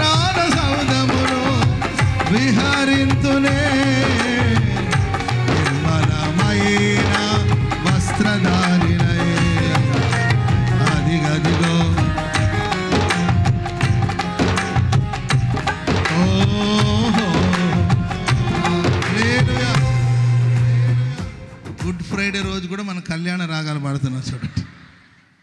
praise the lord. Good Friday అంటే అందరూ ఈరోజు ఏడుపులు, బాధలు, కన్నీళ్ళు ఏంటండి, తుడిచిందే తుడిచి ఏంటండి, ఓ మామూలు బాధలు కాదు. ఆయాసం వచ్చిన తర్వాత బయట మీకు ఓఆర్ఎస్ పెట్టారు. ఓఆర్ఎస్ ఏదో మొత్తం ఇది ఇస్తారా బ్రదర్ పాష్ గారు? ఏదో ఏర్పాటు చేశారు, ఏం కంగారు లేదు. ఏడుపు, ఎందుకంటే ఏడ్చి ఏడ్చి ఏడ్చి ఏడ్చి. మా అమ్మగారు అయితే, మా అమ్మ క్రైస్తవురాలు, మా ఇంట్లో పటాలన్నిటికీ మూతేసేస్తారు, గుడ్డ కట్టేస్తారు, కర్టన్ వేసేస్తారు. ఏది ఈ లెంట్ డేస్ అంటారు కదండి, శ్రమల దినాలు. ఫోటోలు కూడా చూడకూడదు, అసలు నాన్ వెజ్ లేదు 40 days మా ఇంట్లో. మా నాన్నకేమో ముక్క లేకపోతే ముద్ద దిగదు. అమ్మాయి, మా అమ్మ పేరు రజీనా ఏంటంటే ఇంకొక 10 days ఓపిక పట్టు, ఇంకొక 10 days ఓపిక పట్టు, ఈస్టర్ వచ్చేదాకా ఓపిక పట్టు. ఆ తర్వాత ఈస్టర్ పండుగ వస్తే అప్పుడు మొత్తం. గుడ్ ఫ్రైడే రోజు అయితే ఇక మామూలు ఏడుపు కాదు. మనం చూడండి, అసలు గుడ్ ఫ్రైడే రోజు కూడా కళ్యాణ రాగాలు పాడుతున్నారు. Praise the lord. ఎందుకంటే యేసుక్రీస్తు వారు సమాప్తమైందంటే ఆయన రక్షణ కార్యాన్ని సమాప్తం చేశాడు. అందవిహీనంగా, వికారంగా ఉన్న మనల్ని ఒక పెళ్లి కుమార్తెగా దేవుడు మార్చాడు. చెప్పట్లు కూడా మాత్రం ఇది సమాప్తం, ఇది సమాప్తమైంది. ఆమేన్, హల్లెలూయా. ఇక భవిష్యత్తులో పరలోకంలో ఎవరు స్పెషల్ తెలుసండి? మనమే స్పెషల్. ఆమేన్. పరలోకం ఎవరి కోసం వెయిట్ చేస్తుంది తెలుసండి? మన కోసమే వెయిట్ చేస్తుంది. ఈ ప్రకృతి అంతా ఎవరి కోసం వెయిట్ చేస్తుంది తెలుసండి? దేవుని కుమారుల కోసం, సంఘం కోసం. ఈ సృష్టి మూలుగుతుందంట. ఆ మూలుగు అప్పుడప్పుడు తుఫాన్ రూపంలో అండ్ ఏంటంటే భూకంపం రూపంలో మన ఆ మూలుగు తట్టుకోలేక ఈ ప్రకృతి. ఎందుకు భూకంపాలు వచ్చి మొత్తం బిల్డింగ్ అంతా ఊగిపోతున్నాయి? ఎందుకు తుఫాన్ వస్తుంది? ఎందుకు అగ్ని పర్వతాలు ఏంటండి లావాలు ఎందుకు పేలుతున్నాయి అంటే ప్రియులరా, మూలుగుతుంది భూమి, ఈ సృష్టి ప్రకృతి మూలుగుతుంది ఒక విమోచన దినం కొరకు. ఎవరి కోసం మీరందరూ ఎదురు చూస్తుంటే పెళ్లి కుమార్తె సంఘం, దేవుని కుమారులు ప్రత్యక్షం అవ్వాలి, పెళ్లి కుమార్తె సంఘం రావాలి. ఆమెను చెప్పండి గట్టిగా, మనమే స్పెషల్. ఆమెను చెప్పండి గట్టిగా, మన ఒక ప్రత్యేకమైన వారు, మన విశేషమైన వారు. ప్రియులరా, అందం లేని ఒక ఆడపిల్లని ఒక పెళ్లి కుమార్తెగా మార్చుకోవడానికి కోసం శత్రువుతో పోరాడి పట్టణాన్ని పట్టుకొని సమాప్తం చేసి అక్సాను తన పెళ్లి భార్యగా ఒత్నియేలు ఏ విధంగా అయితే మార్చుకున్నాడో ఆ విధంగా యేసుక్రీస్తు ప్రభువారు సాతాన్ని ఓడించి, సాతాను క్రియలను ఓడించి తన పనిని సమాప్తమైంది. నాకు ఇచ్చిన పని నేను పూర్తి చేశాను. Praise the lord. ఆఖరి మాట, 7వ మాట, 23వ అధ్యాయం లూకాసు వార్త 46వ వచనం. త్వరగా లూకాసు వార్త. అప్పుడు యేసు గొప్ప శబ్దంతో కేకలు వేసి, తండ్రి నీ చేతికి నా ఆత్మ నేను అప్పగిస్తాను. తండ్రి నీ చేతికి నా ఆత్మ నేను అప్పగిస్తాను. సమాప్తమైంది. ఇక నీ చేతికి నా ఆత్మను అప్పగిస్తా ఉన్నాను. Praise the lord. ఆమెను చెప్పండి గట్టిగా. కంప్లీట్గా తను తండ్రికి అప్పగించేసుకున్నాడు. తనను తాను ఖాళీగా చేసుకున్నాడు. యేసు ప్రభుని ఎవరు ఖాళీ చేయలేరు. పిచ్చి వాళ్ళు మాట్లాడుతుంటారు. ఆయన 3 మేకులు పీక్కోలేనివాడు, ఆయన మిమ్మల్ని రక్షిస్తాడని మాట్లాడతారు. పిచ్చి వాళ్ళు మాట్లాడే మాటలు. ఆయన్ని ఏంటండి, ఆయన ప్రాణాన్ని ఎవరు తీయలేరు. ఎందుకంటే ప్రాణం ఇవ్వడానికి కానీ దాన్ని తీసుకోవడానికి కానీ ఆయన అధికారం కలిగిన వాడు. ఆమెను చెప్పండి గట్టిగా. ఆయన ఎవరు చంపలేరండి. సృష్టికర్తను చంపడం ఎవరి తరము కానీ కాదు. మన కోసం తను తానే ఆయన అప్పగించుకున్నాడు. అంతే. తన ప్రాణాన్ని ఇవ్వడానికైనా తీసుకోవడానికైనా ఆయన అధికారం కలిగిన వాడు.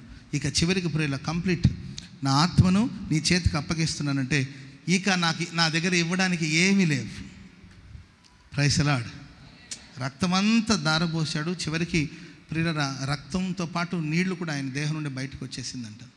ఇంకా ఏమీ లేవు నా దగ్గర. చివరికి ఉండేది నా ఆత్మ. ఈ ఆత్మను కూడా నేను నీకు అప్పగిస్తున్నాను. Praise the lord. ఇది జరిగిన వెంటనే దేవాలయపు తెర చీలిపోయినట్లు లేఖనాలు చూస్తాం. అంటే అతి పరిశుద్ధ స్థలములో మనందరికీ సమృద్ధి అయిన ప్రవేశాన్ని ప్రసాదించడం కొరకు యేసుక్రీస్తు వారు తన ఆత్మను తండ్రికి అప్పగించేశాడు. తన తానే రిక్తునిగా చేసేసుకున్నాడు. ఆమేన్. సరే, ఇప్పుడు చెప్దామా అన్ని మాటలు. మొదటి మాట, తండ్రి వీళ్ళు ఏమి చేయుచున్నారో వీళ్ళు ఎరుగురు గనుక క్షమించమని ప్రార్థన చేశారు. రెండవదిగా నేడు నాతో పాటు పరిదర్శి. ఇది విశ్రాంతికి సాదృశ్యం. ఓకే, అవన్నీ కూడా వేసారా? ఇంకొకసారి ఫస్ట్ నుండి వేయండి.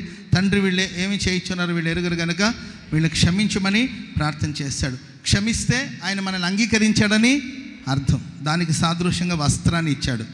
రెండవదిగా నేడు నీవు నాతో పాటు పరదేశులో ఉంటావు.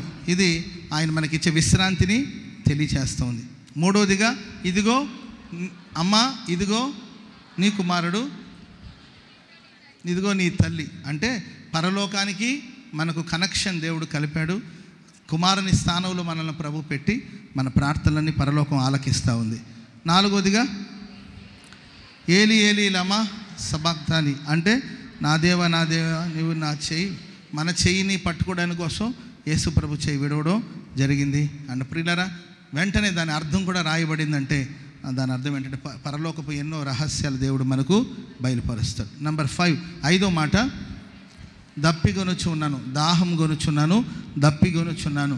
అంటే యేసుక్రీస్తు వారు ఎందుకు ఆ చెరకను పానం చేశారంటే మన జీవితాన్ని మధురముగా మార్చడం కొరకు. నెంబర్ 6, 6వ మాట, సమాప్తమైనదని ప్రభు చెప్పాడు.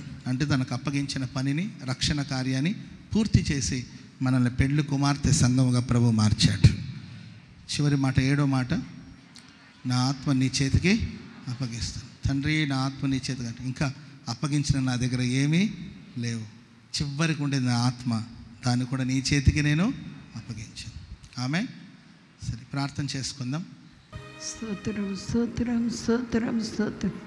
పరిశుద్ధుడ, ప్రేమ స్వరూపి యేసు రాజా, ఈ యొక్క గుడ్ ఫ్రైడే సందర్భంగా తండ్రి, ఉదయకాలం తండ్రి మీరు మా మధ్యలోనికి వచ్చి తండ్రి ఆరాధన జరిపించినందుకే స్తోత్రం స్తోత్రం తండ్రి. ఇప్పుడు పాస్టర్ గారు తండ్రి వాక్యాన్ని చెప్పి ఉన్నారు తండ్రి. అయ్యా, మేము విని ఉన్నామయ్యా. స్తోత్ర స్తోత్ర స్తోత్ర. సెలులో పలికిన 7 మాటల గురించి తండ్రి సహాయం చేయండి దేవా.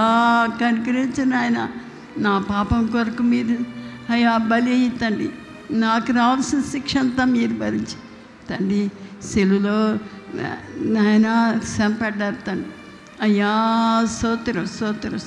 అయ్యా, జీవించువాడు నేను కాదు, మేట నాయన క్రీస్తే నాయందు జీవించున్నాడని లేఖలో చెప్పడినట్లుగా తండ్రి నాయన మీ కొరకే జీవించుటకు సాధించి నూతనంగా తండ్రి కనికరించిన ఆయన మా జీవితాల్లో తండ్రి మీ ఆయాస్కరమైన కార్యాలన్నిటిని తొలగించి సహాయం చేయండి తండ్రి. స్తోత్రం స్తోత్రం స్తోత్రం. నూతన పరచండి తండ్రి. స్తోత్రం స్తోత్రం స్తోత్రం. ఆరాధనకి తీసుకొచ్చిన బిడ్డ కొరకు స్తోత్రం స్తోత్రం. కనికరించండి యేసయ్యా, మీరే కనికరించండి దేవా. స్తోత్రం స్తోత్రం స్తోత్రం.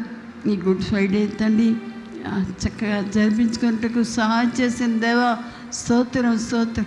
అయ్యా తండ్రి, నన్ను మమ్మల్ని అందరినీ తండ్రి ఈ మహిమగల రాజ్యం కొరకు రాకడ కొరకు సిద్ధపరచు తండ్రి. మీ చిత్తం నెరవేర్చి సహాయం చేయమని యేసయ్యా. స్తోత్రం స్తోత్రం స్తోత్రం. యేసు మీ వాక్యం చెప్పిన మీద దాసుని కూడా బలపరిచి తండ్రి ఇంకా రెట్టింపైన అభిషేకంతో తండ్రి ఇంకను బలంగా వాడుకోండి తండ్రి. స్తోత్రం స్తోత్రం.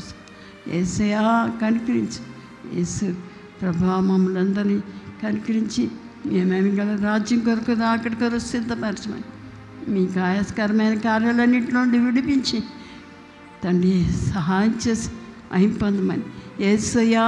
స్తోత్రం స్తోత్రం స్తోత్రం. మా ప్రభుని యేసు క్రీస్తు పరిశుద్ధ నామములో ప్రార్థించి వేడుకుంటున్నాం తండ్రి. ఆమేన్ ఆమేన్ ఆమేన్ ఆమేన్. మన తండ్రి అయిన దేవుని ప్రేమ, కుమారుడైన యేసు క్రీస్తు వారి కృప, పరిశుద్ధాత్మ దేవుని అన్యోన్య సహవాసము, సన్నిధి, సమాధానము, సంతోషం సర్వలోకంలో ఉన్న సమస్త పరిశుద్ధులకు, ఈ గుడ్ ఫ్రైడే ఆరాధనలో పాల్గొన్న వారికి, లైవ్ వీక్షించిన వారికి, దేవుని వాక్యం ప్రకటించిన తన దాసునికి దేవుని నిత్య కృప మహిమ కలిగిన రాకడలో ప్రవేశించేంత వరకు తోడయుండి నడిపించునుగాక.